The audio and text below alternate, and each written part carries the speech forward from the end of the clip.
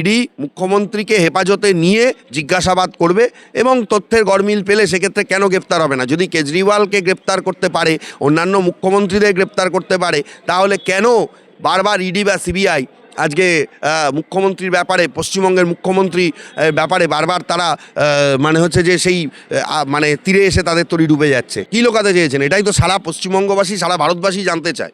এক্ষুনি গ্রেপ্তার হবে না, আজকে কালকের মধ্যে হবে বলে আমার মনে হচ্ছে না। হেফাজতে নিয়ে তদন্ত করার অর্ডারটা আসতে পারে। কারণ হেফাজতে তদন্ত করা, সেখানে যদি কোনোভাবে গাফিলতি দেখা যায় তখন গ্রেপ্তার। কারণ ইডি সিবিআই এর যে তদন্ত, সেই তদন্তর প্রক্রিয়া এবং তাদের যে প্রসিডিওর সেটা এইরকমই। এইভাবে মানে সেই প্রক্রিয়ার বাইরে গিয়ে তো তারা কাজ করতে পারবে না। আইপ্যাকের যারা লোকজন, ঠিক আছে, তারাও রীতিমতো ধান্দাবাজ।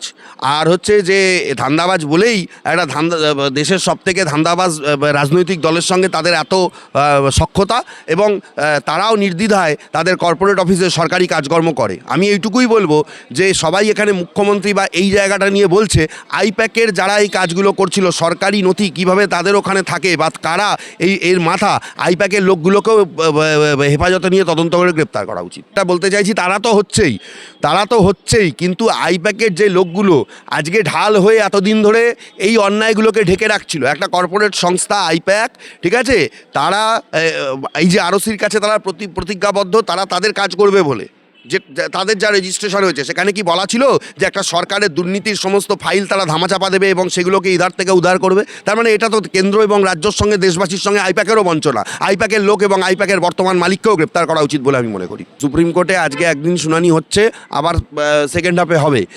আমি বলতে চাই, এরপরে যদি অর্ডারও হয় ফাইনালি যে ওই ফাইল ফেরত দিতে হবে, আদৌ যে ফাইলে যে কাগজপত্রগুলো থাকার কথা ছিল, আপনার কি মনে হয় না যে কলকাতা পুলিশ সেই সমস্ত কাগজপত্র সরিয়ে অন্য কিছু কাগজপত্র সেখানে ঢুকিয়ে দিতে পারে? কারণ ইডি তো হাইকোর্টে কালকে বলেই দিয়েছে যে তারা কোনো কিছু বাজেয়াপ্ত করতে পারেনি, সুতরাং কোনো কিছু রিলেট করার জায়গাটাও আসবে না যে কিছুটা বাজেয়াপ্ত করলো, সেই ফাইলের আবার অন্য ফাইল সরানো হয়েছে যে এটার সঙ্গে ওটা মিলছে না।